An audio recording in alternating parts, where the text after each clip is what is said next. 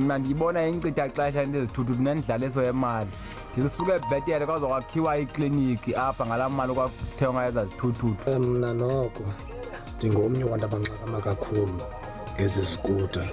Noko ezi zikuta loku asizukwazi ungena phaa ezilalini ezingxingweni ematyeni nasematyholweni zincinci kakhulu. Into yezithuthuthu andiqondi uba mna zizawungena apha kunendawo kuthiwa koomalwandlane le koomanxanxasini azinawungena msasazi apha kuthi bezi zithuthuthu badlale nje ngemali kagovernment.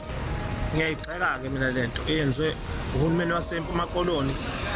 Usengavela athi ngiyithuthuthu nje athi uzofundisa abantu ngezempilo.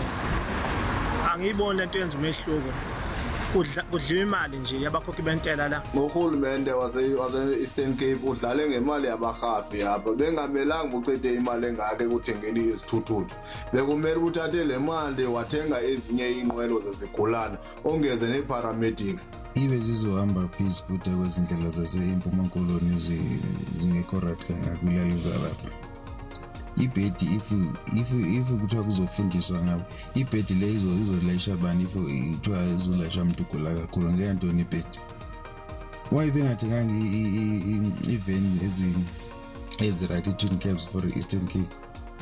No man, abenzi sense.